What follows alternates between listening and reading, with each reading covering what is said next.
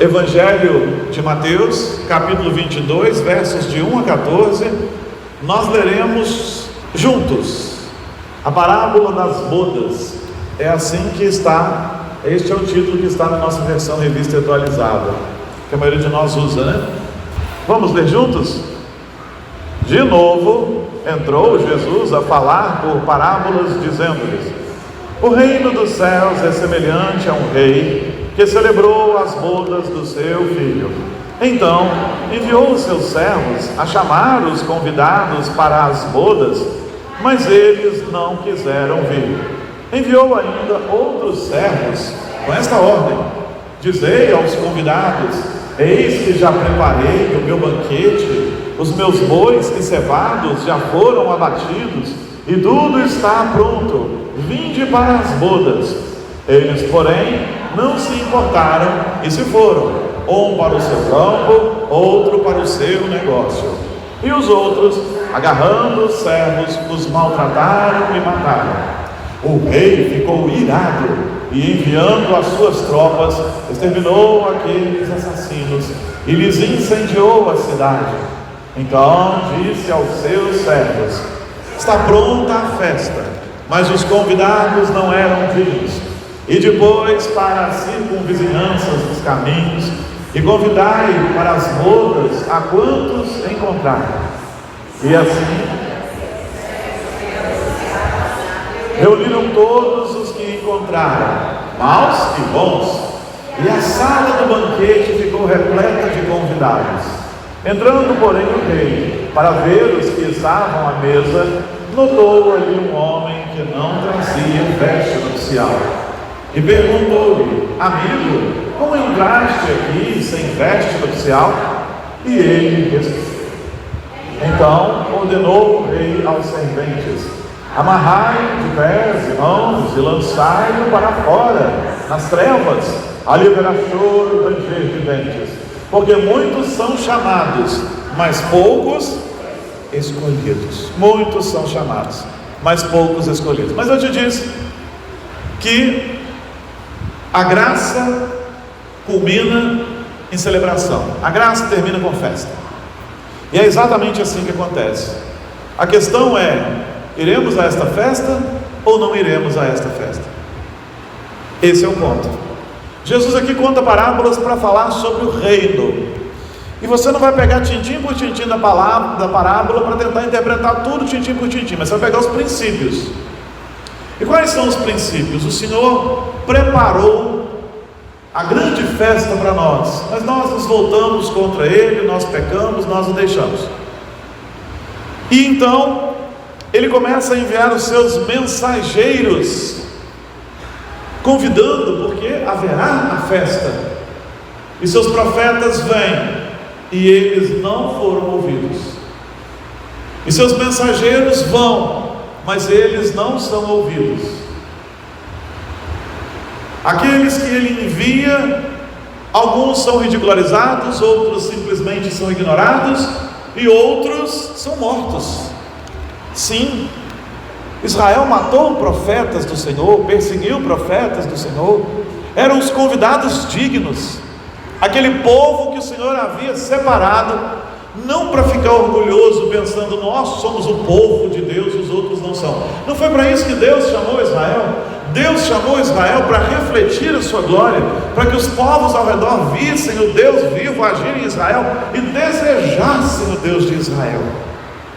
Mas eles ficaram orgulhosos, se afundaram nos seus pecados e na sua idolatria, e ainda assim o Senhor não desistiu deles, continuou enviando os seus mensageiros para que eles se arrependessem, se voltassem para o Senhor, para a grande festa, para o banquete das bodas.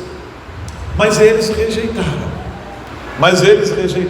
Alguns foram para os seus negócios, foram cuidar do seu campo, foram cuidar da sua vida, desta vida aqui. Outros mataram os profetas do Senhor, ignoraram-os. E então algo acontece. O Senhor desiste do seu povo e agora manda chamar todos, aqueles que eram considerados indignos. Não, é gentio, é grego, os gregos não são só os judeus. pode chamar os gregos, pode chamar os outros povos que vocês consideram de bárbaros, chamem todos, e é o que acontece agora. Todos somos chamados. Eu não sou da linhagem judaica, não tenho sangue de judeu, não sou de nenhuma tribo, não sou da tribo de Levi, não sou da tribo de José, não sou da tribo de Manassés, de Efraim, não, mas agora eu sou Israel de Deus por Jesus. Porque então os profetas do Senhor saem por todos os cantos, pelas encruzilhadas, por todos os lugares, e o convite é feito a todos, e não tem a ver com a minha dignidade, e isso é graça, quer dizer então que o judeu agora foi desprezado? Não, quer dizer que o judeu precisa também receber a Cristo para que seja salvo. Existe às vezes uma adoração aos judeus na igreja evangélica, devemos muito ao povo judeu, foram guardiães do Velho Testamento, são um povo que de fato Deus escolheu, elegeu ele no Velho Testamento, mas para que sejam salvos também precisam receber a Cristo Jesus. Assim como nós, o convite das bodas foi ampliado pelas encruzilhadas, pelas ruas, nos guetos, ele é feito agora a todos, indistintamente. Não é pela dignidade que eu tenho que eu recebi o convite, mas é pelo amor do Senhor. É pelo amor do Senhor. Mas aqui acontece uma coisa interessante, vamos entender o contexto da época. Toda vez que eu passo por esse texto, eu explico isso de novo, porque isso é muito importante para nós. Na primeira vez que eu li esse texto, eu fiquei assim, meu Deus, mas que coisa, só porque o homem não tinha veste nupcial, ele foi lançado lá fora, na escuridão, no lugar onde há choro, ranger de dentes. Que maldade, por quê? Coitado do homem, de repente ele era pobre, não tinha dinheiro para comprar uma roupa de festa. Mas não é isso que acontece, é bom a gente entender contexto por isso. Quando um homem abastado dava uma festa, havia um costume muito interessante ali. Aliás, os costumes eram inversos. Naquele tempo quem dava a festa toda era o pai do noivo. Ficamos no prejuízo agora, né? Arthur, por exemplo, vai ficar igual a mim mesmo, vai ter 2 festas lá para a noiva lá, não vai ter brincadeira, né? O homem fica até triste quando a gente fala, mas vai chegar, só ora por isso. Ficou tão vermelho agora quanto ficou ontem no fim da corrida, eu achei que vai acontecer. Olha que cultura melhor, era um homem que dava a festa, ainda pagava dote, era o pai do noivo. Mas aqui tem uma coisa interessante, o Senhor, porque é boda, é um casamento, o pai então que estava dando aquela festa, ele sai e encontra um que não tinha veste nupcial. Outro costume interessante daquela época é, os ricos, os abastados, que faziam grandes festas, também providenciavam vestes festivais para os seus convidados. Olha que interessante, você ia para a festa, passava num vestíbulo onde havia roupas, vestes festivais para você colocar e participar da festa. Por que é que aquele homem então passou lá, gente? Foi uma afronta, por isso ele foi lançado fora, ele ficou fora da festa. Vamos trazer isso então para os nossos dias. Vamos trazer para os nossos dias. O povo judeu rejeitou os profetas, o povo judeu, e hoje inclusive o maior índice de ateus está no meio da nação judaica lá, tá? Estima-se que 70% dos judeus que estão lá em Israel não creem no Senhor, e os outros 30%, de um modo geral, não creem que Jesus é o Messias, estão esperando ainda um Messias político para implantar um reino político lá. Então o Senhor inaugura a sua igreja, e o convite da graça é feito a todos. Então saem os servos do Senhor, os mensageiros do Senhor, convidando a muitos. A graça é o convite para as bodas do Cordeiro, o convite para que você se renda ao Senhor, para que no dia em que Ele voltar, Ele te leve junto com Ele para participar da grande festa.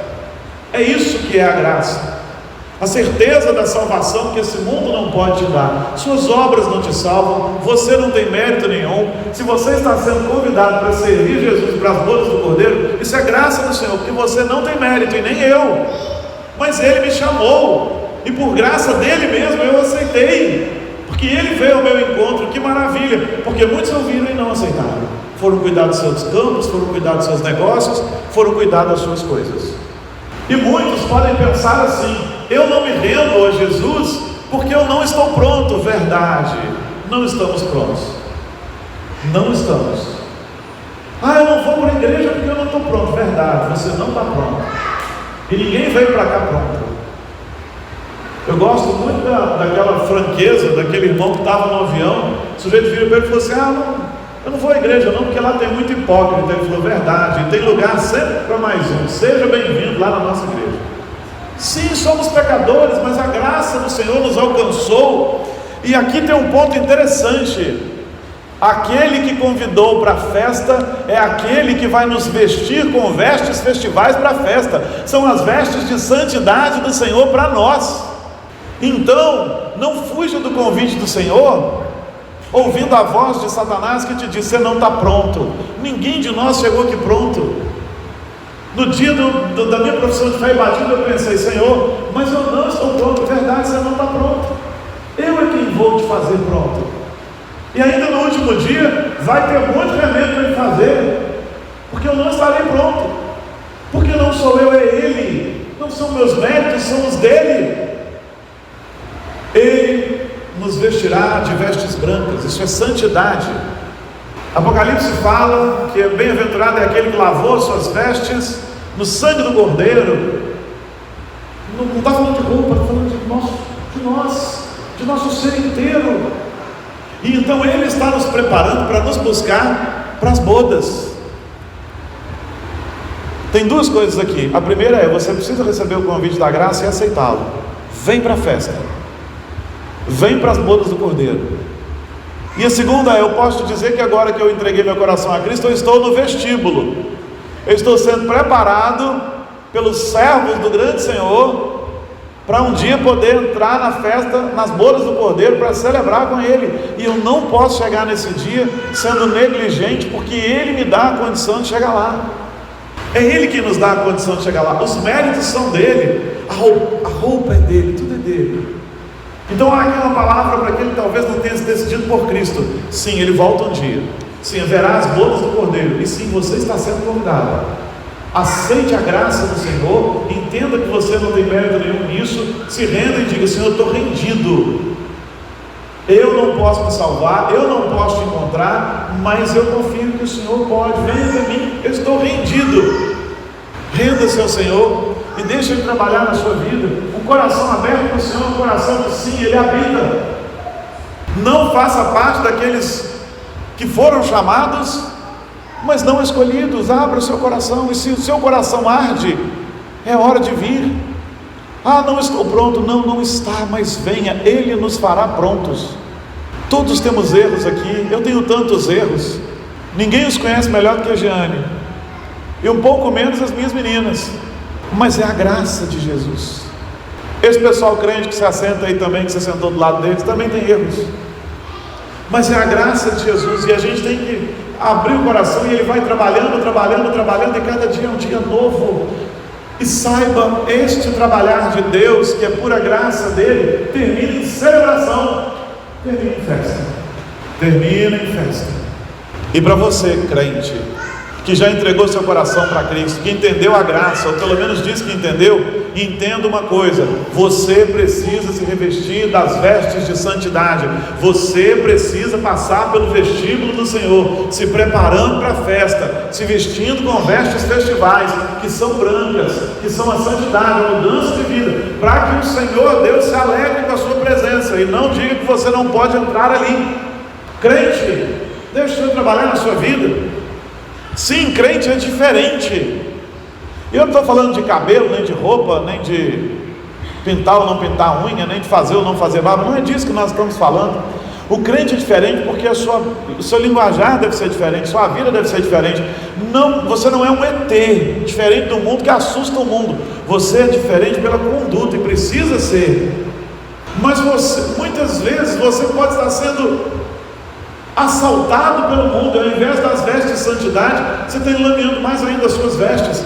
Sim, um crente, quanto mais contato ele tem com a graça de Jesus, quanto mais contato ele tem com a palavra, a sua mente muda, seus pensamentos têm que mudar, sua boca muda. Um crente não pode estar falando palavrão. Antigamente a gente tinha que falar isso só para adolescente, agora tem que falar para gente grande. As palavras são diferentes. Não deve sair da nossa boca nenhuma palavra torpe mesmo, uma palavra podre, uma palavra nojenta, palavra desonesta. A ideia da palavra torpe é aquela palavra mais horrenda que possa existir. É como se da sua boca saísse a coisa mais apodrecida. Nosso linguajar tem que mudar, nossa mente tem que mudar. O apóstolo Paulo diz: não vos conformeis com esse século, mas transformais pela renovação da vossa mente. Mas o diabo conhece muito bem a linguagem, e ele está enchendo seu coração com uma visão e com uma cosmovisão deste mundo, te fazendo se conformar com aquilo que é pecado. Antigamente a gente fazia uma crítica às novelas, às nojelas, é assim que eu as chamo, porque elas são construídas, elas eram construídas, agora nem tem construção mais, aqui virou um troço, mas elas eram construídas de tal maneira que você começasse a torcer pelo pecado. Normalmente era assim, era uma mocinha, a mocinha da novela, que sofria muito, com um marido muito ruim, aí de repente aparecia o garoto, maravilhoso, e as irmãs que ficavam na frente da novela lá, as mulheres ficavam falando assim: fica com ele, sua boba, seu marido é muito ruim, ele é muito melhor que... Está vendo como que é construída a ideia de seu adultério está justificado? Mas a novela, a nogela, ela potencializa o mal. Nenhuma casa é tão má quanto as casas das famílias das nogelas. Mas agora nós temos as séries. Cuidado com as séries. A gente esses dias está assistindo uma de espionagem. Como que os pecados são justificados? Como que a ideia é os fins justificam os meios. De repente até aparece alguém que questiona: será que os fins justificam os meios? É a ideia de Maquiavel, né? Mas daqui a pouco ele se conforma de novo. E a pornografia? Eu sei que já falei disso, mas vou falar de novo. E como tudo isso tem roubado o nosso tempo, e como nós não temos tempo para mais nada, porque o nosso tempo está tomado por essas coisas. Saiba de uma coisa, às vezes você diz assim: eu não fiz coisas na igreja porque eu não tive tempo. Não é verdade. Você não fez porque não era prioridade para você. Na maioria das vezes é isso. Dá uma olhada para você ver. Quando uma coisa é prioridade para nós, a gente se organiza e faz. Eu gosto de usar o meu exemplo. Gente até sorriu, feliz. Vamos lembrar daquele tempo bom, assim, lá no começo. Por quê? Porque eu pastoreava 2 igrejas, dava atos pastorais em mais 2. Eu tinha que pregar em 14 lugares. Parecia aqueles pastores do tempo antigo que rodavam. Eu vinha cá em Pocrane, perto aqui, porque Pocrane faz divisa com aqui, né? Você atravessou a balsa, o rio de Balsa, você está aqui. Você está lá em Cachoeirão, que é no distrito de Pocrane. Atravessou e eu não sabia, né? Vinha quase aqui em Conselheiro e não sabia. 14 lugares, não posso dirigir. Fazia o campo mais próximo ali, todo de bicicleta. Pedalava uns 80 km por semana, subindo, descendo, rodando o campo e tal. Comecei a namorar com a Giane. Pregava terça, quarta, quinta, sexta, sábado, domingo. Teve domingo de pregar até 6 vezes no domingo. Mas pergunta se eu não achava tempo para namorar. Eu achava. Eu aparecia na casa da Giane assim. Você entendeu? Quando você diz que não tem tempo para alguma coisa, na verdade, no fundo, você está dizendo: não é minha prioridade, porque se fosse eu arrumava tempo. Jesus é a sua prioridade, querido. E Ele não está te pedindo nada impossível. Ele está dizendo: vista as vestes de santidade, as vestes festivais das minhas bodas. Sabe por quê? Porque eu estou ofertando isso para você. Quando oramos e lemos a palavra, Ele vai mudando a nossa mente, vai nos limpando, vai mudando o nosso coração. E sabe qual é o final disso? Festa. Porque um dia, como nós falamos aqui no fim da ceia, Ele vai olhar para nós e vai dizer: entra no gozo do teu Senhor. Porque como cantamos no hino, eu amo a mensagem da cruz. Até morrer eu a vou proclamar, né? Nós cantamos até a outra versão. Levarei eu também minha cruz, até por uma, por outra trocar. E é o que vai acontecer. Porque em Apocalipse está registrado: ser fiel até a morte e dar-te-ei a coroa da vida. A graça termina em festa, a graça termina em celebração. De tal maneira que ela devia ser celebração aqui também. Por que reclamamos tanto? Por que lamentamos tanto? Por que lastimamos tanto? Por que tanto? Porque a gente se esquece da bênção da graça. Nós já temos o maior presente que é Jesus. É um negócio tão engraçado, porque nós já temos a maior bênção, que é Jesus, mas ainda teremos a maior bênção, que é a consumação. Então é bênção de ponta a ponta. Ele já nos deu o melhor e ainda moraremos com Ele no melhor. O cristão tem essa certeza e não precisa temer. Se você é um cristão autêntico, o Senhor está te revestindo, colocando em você a roupa devida. Hoje você vence um pecado, amanhã você vence outro, depois você vence outro, caminhando com a certeza de que a graça terminará em celebração. Então ficou algumas questões aqui para a gente ir caminhando para o encerramento. A primeira delas é: você está me ouvindo? Você já rendeu seu coração a Cristo Jesus? Ele veio ao seu encontro, Ele te convida dia após dia. Você já entendeu essa graça? Entendeu que você não pode se salvar, que são os méritos de Cristo, é a obra de Cristo, é o sacrifício de Cristo? Não adianta você se sacrificar, só o sacrifício de Cristo de fato é perfeito. Não adianta você apresentar suas credenciais, os méritos são de Jesus. Não adianta você buscar pelas suas forças, a gente nunca chega lá, é inatingível para nós, porque andávamos mortos nos nossos delitos e pecados, mas Ele nos levantou, Ele nos deu vida, é Ele quem dá vida. Então renda seu coração e se entregue e diga: Senhor, eu estou rendido. Primeiro ponto, para você pensar, você que talvez ainda não tenha tomado uma postura, uma decisão e admitido que você não pode salvar. Segunda pergunta é: você tem ouvido essa voz que te diz: não adianta, você é imperfeito? Repreenda Satanás e diga: eu sou imperfeito, mas aquele que é perfeito está trabalhando em mim. E caminhe para Jerusalém Celestial. Agora isso aqui é caminhada, isso aqui é peregrinação. E a terceira pergunta vai para aqueles que já renderam seus corações a Cristo, tem nos dito que renderam, porque mais importante do que tudo é um coração rendido a Jesus. E a pergunta é: você está gradativamente lavando suas vestes no sangue do Cordeiro, está recebendo as vestes festivais de Jesus, para com dignidade entrar na mais preciosa de todas as festas? Se não, ore para que o Senhor trabalhe na sua vida também. Diga: Senhor, eu quero ser transformado cada dia, eu quero ser mudado cada dia, quero ter uma mente mudada, um coração mudado, uma conduta mudada, uma língua mudada, olhos mudados, porque às vezes o pecado está nos nossos olhos.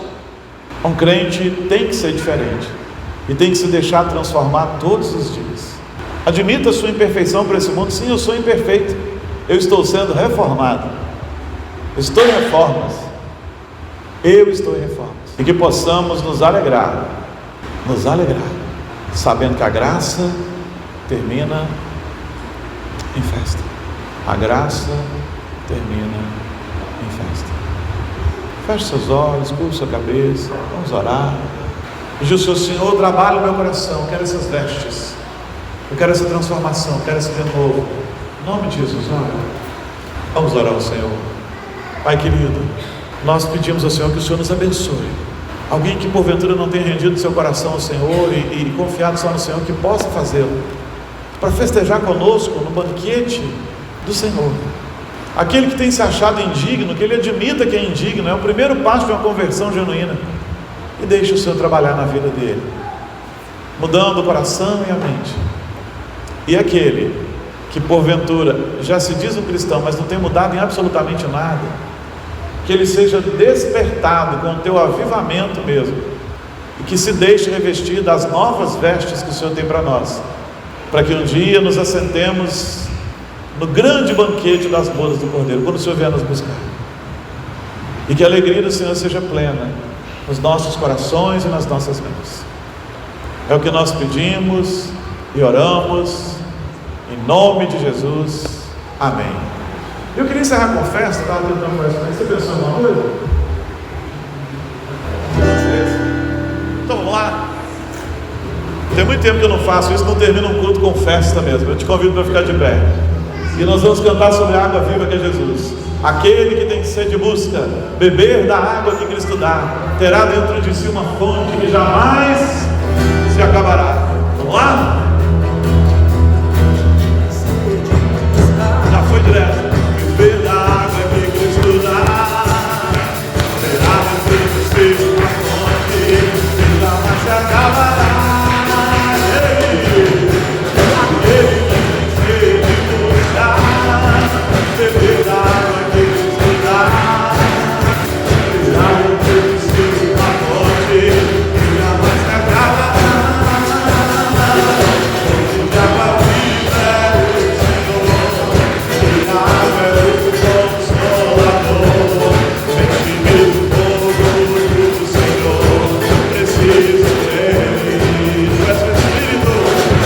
verso